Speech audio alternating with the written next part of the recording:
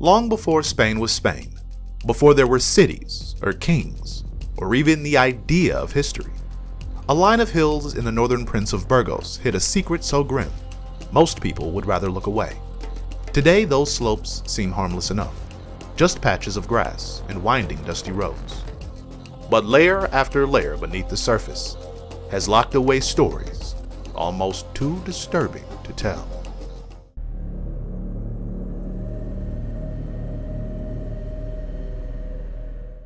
When workers laid railway tracks across these hills in the early 20th century, they had no idea what they were cutting into.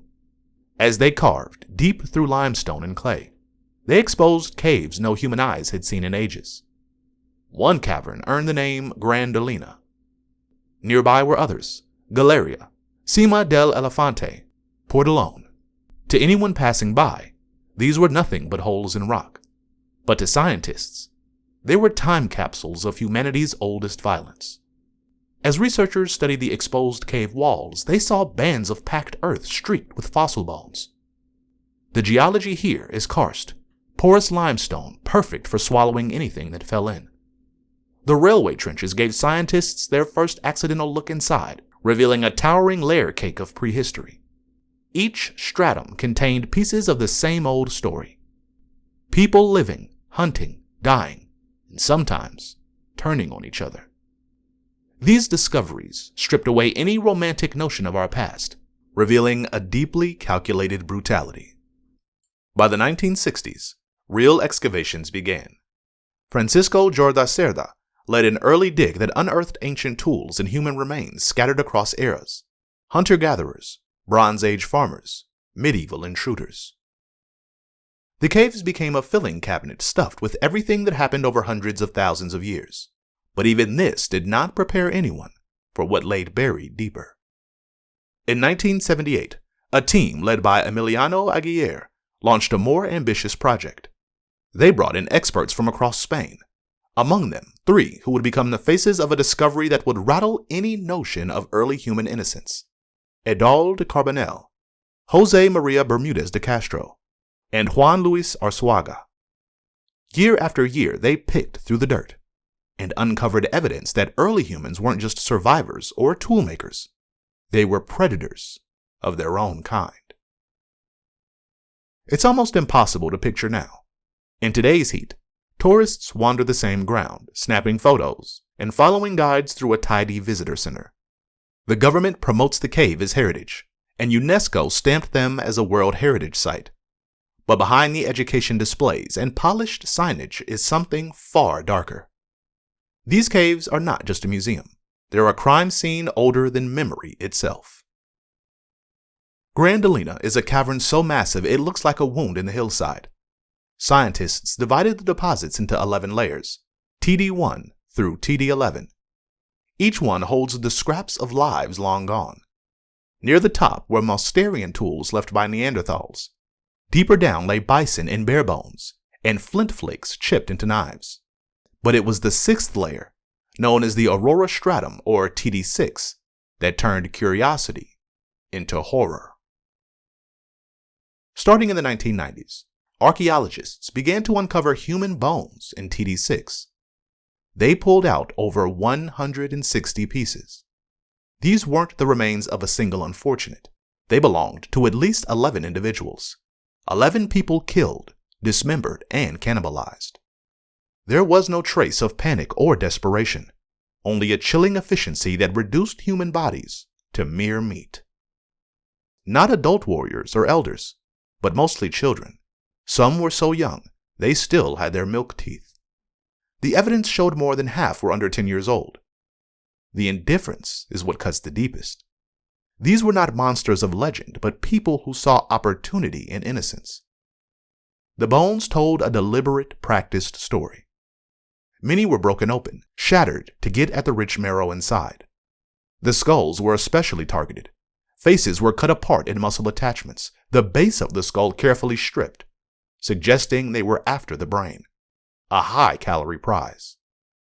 Even the crowns of heads bore damage, likely from heavy blows that left telltale scars on the teeth near the gum line.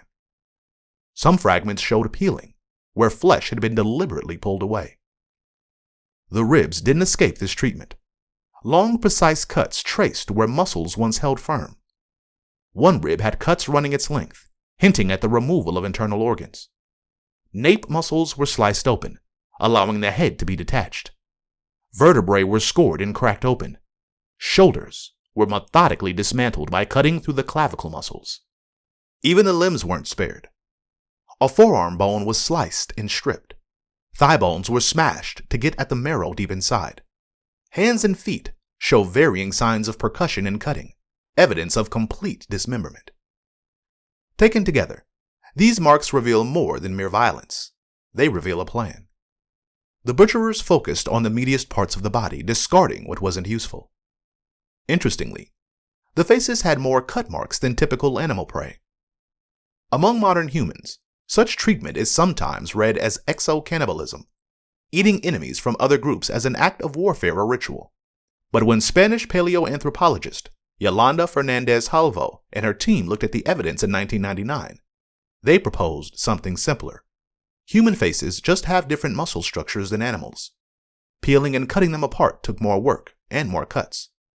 It might not have been symbolic at all. There seems to have been no ceremony, no graves, and no sign of compassion. Just butchered remains.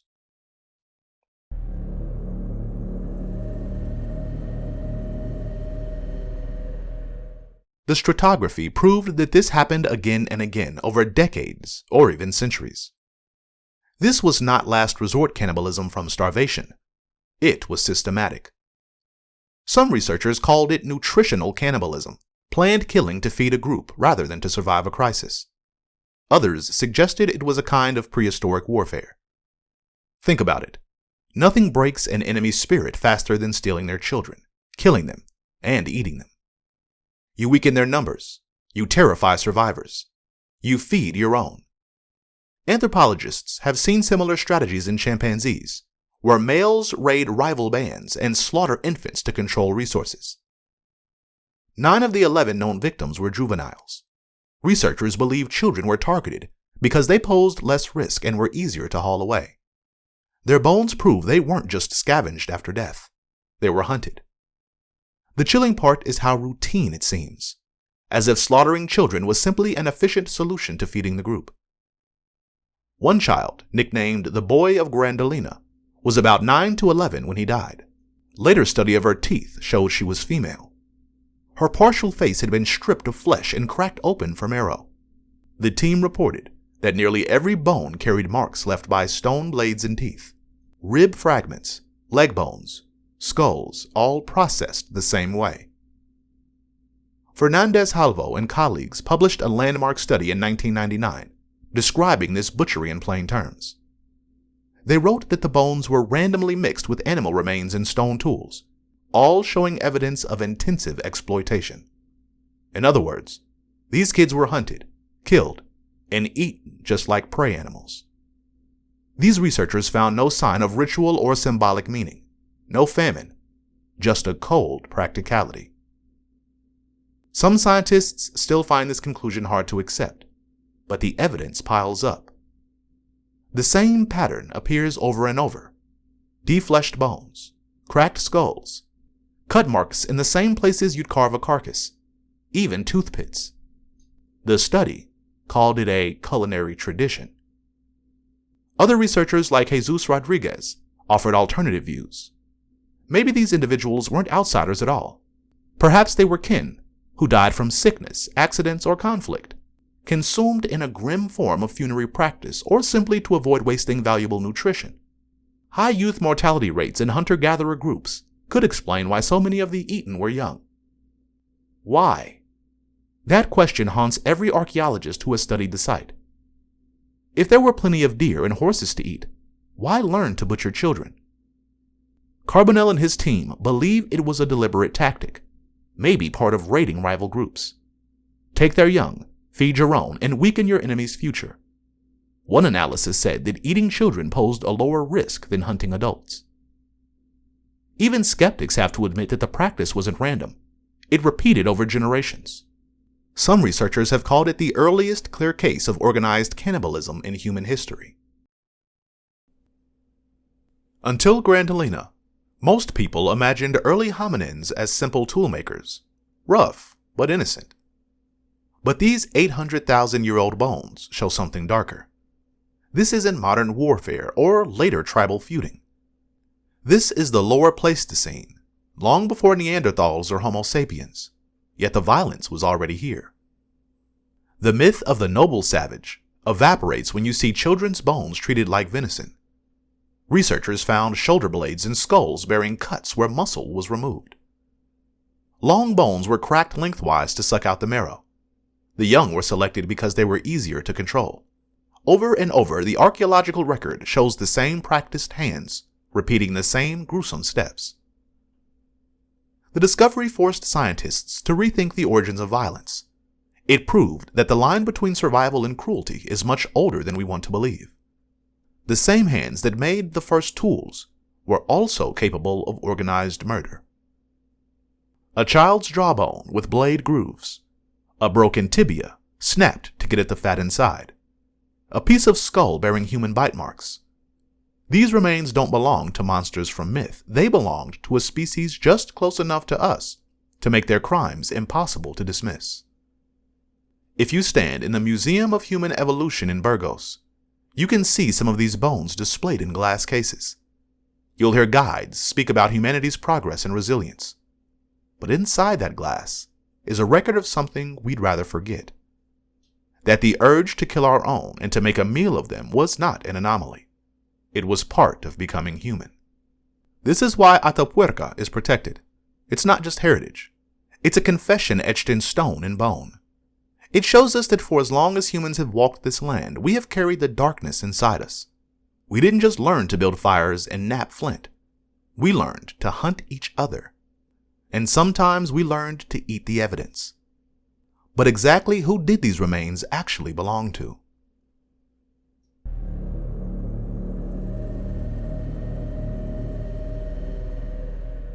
Imagine a time when early humans weren't quite like us, but were learning to become something new. This was Homo erectus, the upright man who roamed the world for nearly 2 million years. They were pioneers in every sense, tough, clever, and restless. Long before cities or writing, these early humans figured out how to travel vast distances. They didn't stay in Africa. They moved out, exploring new lands in Asia and Europe, leaving behind the safety of familiar places. This wasn't just a stroll through the woods.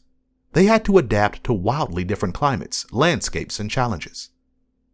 Homo erectus had a body built for the job. They stood tall, with strong legs for walking long distances across open plains and through forests. Their bones were thick and heavy. Their jaws jutted out, and a heavy brow ridge framed eyes that scanned the horizon. Their brains were bigger than their predecessors, averaging about 1,000 cubic centimeters, enough to plan hunts and remember landscapes, but still far from modern human complexity. The first fossil discoveries in the late 1800s were fragments, a skull cap, a femur dug from Indonesian soil. At the time, people argued fiercely about what those bones meant. Some claimed humans evolved in Asia, others pointed to Africa. Over time, evidence piled up for our African origins, pushing back against older ideas that local populations evolved separately. But wherever they came from, Homo erectus changed everything. They were the first to make large, carefully shaped stone tools, the Acheulean hand axes. Sharp, heavy, versatile. These tools let them butcher animals, process plants, and shape wooden spears or digging sticks. They became effective hunters on the savannas, likely going after large prey in groups, coordinating and sharing the kill. This shift marks the rise of true hunter-gatherers, people who worked together, divided tasks, and depended on each other to survive. It was a new social complexity that hinted at things to come. While they may have used fire, there's debate about how central it was to their lives. It's possible they didn't cook much or spend nights in cozy caves. They might have slept under the open sky, building simple shelters as they followed migrating herds. However, scientists aren't sure if the remains found in Gran Dolina belonged to Homo erectus. Many believe they may have been Homo antecessor. These early humans lived in what's now Spain, between about 1.2 million and 800,000 years ago. They were among the first of our genus to push into Western Europe, setting foot in landscapes no human had seen before. Fossils of this species come from the Sierra de Atapuerca, particularly the Gran Dolina cave, where excavations in the 1990s stunned archaeologists with their finds. When these ancient bones emerged from the dirt in 1994, it was clear they were different. By 1997, scientists had officially named them Homo Antecessor and initially suggested they might be the last shared ancestor of us and the Neanderthals. Later studies complicated that story, hinting instead they might be an early offshoot, one that split from the main human line just before our branch and the Neanderthal branch separated. What really turned heads was the face. Unlike the heavy brows and jutting jaws of other archaic humans, Homo Antecessor showed surprisingly modern features, even though the best evidence is from a juvenile. The cheeks swept smoothly into the upper jaw, and the face was flatter, almost like ours. We don't have a complete skull, so estimates of brain size vary, but it was probably around 1,000 cubic centimeters or more, well within modern human variation. They weren't small either. Reconstructions suggest they stood anywhere from 5 feet 4 to over 6 feet tall. Their bodies might have been wide-chested and sturdy, much like the stocky Neanderthals who would come later, but with relatively long limbs, a shape often seen in populations adapted to warmer climates. Their knees, though, tell a different story. Thin kneecaps with weak tendon attachments hinted a style of walking that wasn't quite like ours. Their feet, too, suggested their gait differed in subtle but real ways. When it came to tools, they weren't making elegant hand axes like later humans. Instead, they worked with what they had, quartz and chert, shaping simple flakes and pebbles into serviceable cutting edges. These tools were rough but effective. In some ways, their toolkit foreshadowed the more refined Archelaean tradition taking shape in Africa and eventually Europe. They likely lived in groups that sent out hunting parties, stalking deer across savannas and woodlands that blanketed ancient Iberia. But life wasn't only about the hunt. The bones tell a darker story. Many Homo Antecessor remains show signs of cannibalism. Cut marks and fractures on bones suggest they weren't just eating animals, they were eating each other. Whether this was ritual, warfare, or just brutal survival isn't clear. One thing's certain. There's no evidence they tamed fire or used caves in winter. They seem to have followed the warm seasons inland, retreating towards the coasts when the cold closed in. Today, though, it's hard to stand in those caves and not feel the weight of that history. These early humans were also not making fancy symmetrical axes like later populations. Their toolkit was simpler, but still showed real planning. At Gran Dolina and other Spanish sites from the same era, like Barranca de la Abuela and Galeria, they worked with local stone, shaping and sharpening cores before flaking them apart. Sometimes they even tried for rough bifaces, clumsy ancestors of the more sophisticated Archelaean hand axes seen in Africa and later Europe. Archelaean technology had been thriving in Africa for almost 2 million years, but it took much longer to appear in Western Europe. When it finally did, around 700,000 years ago, it arrived suddenly and fully formed, leaving researchers debating whether Europeans developed it on their own or learned it from waves of newcomers, bringing knowledge from Africa. One theory argues it spread like an idea, diffusing across continents and shaping the way people everywhere prepared for the hunt. In the lower part of one layer called TD6.3, archaeologists found 84 stone tools. Most were simple, unmodified quartzite pebbles that had been bashed and chipped from pounding bones or other hard materials. These weren't elegant, but they did the job. Nearly half of them were flakes, big chunky shards, split off with minimal finesse, suggesting either limited skill or the challenge of working with poor quality rock. The technique they used was straightforward. Hit one side of the core until it split, working with awkwardly shaped pebbles as best they could. A higher layer, TD6.2, was even more interesting. It produced over 800 tools, many of them from better quality materials like chert. These suggest these early humans were exploring farther afield, searching for the best stone they could find in the diverse geology of the Atapuerca region. They spent more time shaping the rocks, modifying irregular pieces before flaking them. They used different methods like chipping around the edges in a circular pattern or placing cores in an anvil to split them with a hammerstone. They weren't always efficient. Some cores still had plenty of usable flakes left, but their growing skill showed. Among the finds were small retouched tools, notches, scrapers, denticulates, even a single chopper. These refined pieces were rare in Europe at that time, offering a hint of innovation on the edge of the known world. They were true pioneers, tough, adaptable, and just human enough to haunt us.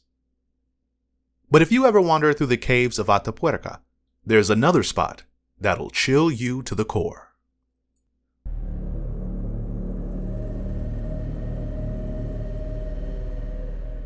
The name sounds innocent in Spanish, until you learn what it really means.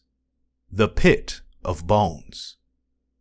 Imagine a place so filled with ancient human remains that you can't step without landing on someone's skull. The pit lies at the bottom of a vertical shaft buried deep inside the Cueva Mayor cave system. Picture a dark stone chimney dropping straight down more than 40 feet into blackness. You can only get there by squeezing through narrow rock corridors that twist and turn like a monster's throat. It's not a place you stumble into. It's a place you go to on purpose, and once you're in deep. Since the late 1990s, teams of diggers and scientists have been working in that shaft, scraping dirt away with dental tools and brushes, uncovering bone after bone. What they found is staggering. Over 5,500 pieces of human bone have come out of that hole. And they're not from random travelers who fell in. They belonged to at least 28 individuals. These weren't our species exactly, but something close. Homo heidelbergensis, an ancient human cousin that lived more than 350,000 years ago. Some call them early Neanderthals. Others argue about classifications. But whoever they are, they left behind a graveyard that has changed how we see ourselves. Because it's not just that there are bones, it's what the bones tell us. Inside that pit, they found skulls, lots of them, and not just fragments, some nearly whole. One is so perfectly preserved they gave it a nickname, Megaloon. Another is Agamemnon. Then there's Rui, and a pelvis nicknamed Elvis, because apparently even paleoanthropologists can't resist a joke in the face of death. These remains are so well preserved, they make up 90% of the world's entire fossil record for Homo heidelbergensis. That's right. Nearly everything we know about this species comes from this single, spooky hole in Spain. But it gets weirder. Among the piles of bones, archaeologists found something that shouldn't have been there. A single-hand axe, carved from bright red quartzite. They call it Excalibur, because nothing says grim legend like naming your relic after King Arthur's sword. But this was no warrior's blade buried with its owner. It was too perfect, too out of place, too ceremonial. It was the only stone tool found in the pit, gleaming red among the bones like an offering on an altar. Why leave a hand axe in a pit full of bodies? Some researchers think it was a funeral gift, a sign of a burial tradition. The idea is that whoever threw it in was saying goodbye, offering respect to the dead. If that's true, it means these ancient humans were capable of ritual, symbolism, and even grief. It means they weren't mindless brutes. They had thoughts, beliefs, maybe even the beginnings of religion. But not everyone buys it. Others say the pit's a natural trap. The water or mudslides carried the bones there. They argue there are too many small bones missing, including finger joints and little vertebrae that might have washed away. Maybe these people didn't mean to bury their dead at all. Maybe nature dumped them there like trash. Either way, the truth is haunting. Whether they threw their dead in with a prayer or they just lost them to gravity and time, the result is the same. A massive ossuary at the bottom of the earth. And that's not even the strangest part. When they studied the bones, they found signs that these people weren't all the same. Among them was a child who had a birth defect called craniosynostosis, where the skull bones fused too early. In modern times, this can cause severe pain. The fact that this child lived long enough for the condition to clear means someone must have cared for them, fed them, protected them. Early humans looking after the weak. Think about that. In one part of Atapuerca, you have evidence of humans butchering children for food. In another, you have proof they cared for a disabled child. It's not just a cave system. It's a mirror showing the full spectrum of what humans can be. The bones didn't just teach us about their bodies, they taught us about our own origins. In 2013, scientists managed to pull mitochondrial DNA out of a femur from the pit. That's DNA older than any recovered before, over 400,000 years. When they compared it, they got a surprise. It didn't match Neanderthals exactly. It was closer to the Denisovans, another branch of ancient humans known mostly from a cave in Siberia. Suddenly, the family tree got messy.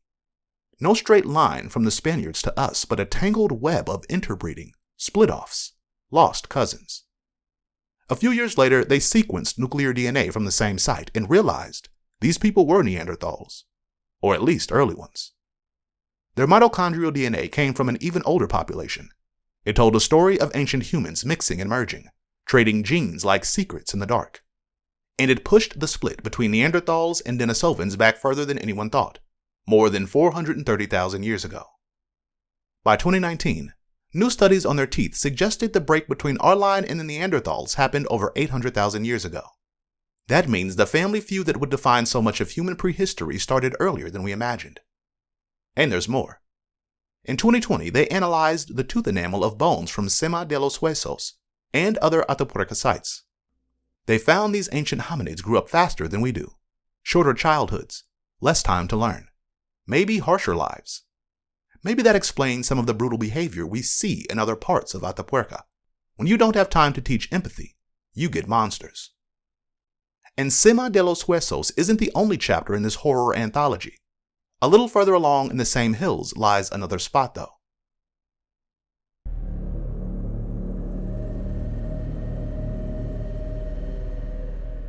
Since the late 1990s, teams there have been digging even deeper into time. In 2007, they found a tooth that was more than 1 million years old. A year later, they dug up a jaw fragment and a finger bone from a hominid at least 1.2 million years old. In 2022, they went even further back, finding a jawbone dated to 1.4 million years ago, the oldest human face in Western Europe. Who did that belong to? Maybe Homo erectus, maybe Homo antecessor. The experts argue about labels, but everyone agrees on one thing. Humans were here in these hills for over 1 million years, living, dying, killing, burying, maybe even eating each other. The jaw was so deep in the soil, it took 2 years just to clean and study it. But when they did, they realized it told a story no one expected. It suggested a new unnamed species, a close cousin to Homo erectus, possibly something unique to Europe. A reminder that our evolution wasn't neat. It was messy, violent, crowded with experiments that ended in extinction. If you found this story as haunting, or as beautiful as I did, consider subscribing to Ending Echoes. Every week, we uncover what time tried to erase. Like the video, leave a comment, and share it with someone who still believes the past has something to say. Till next time, keep listening to the echoes.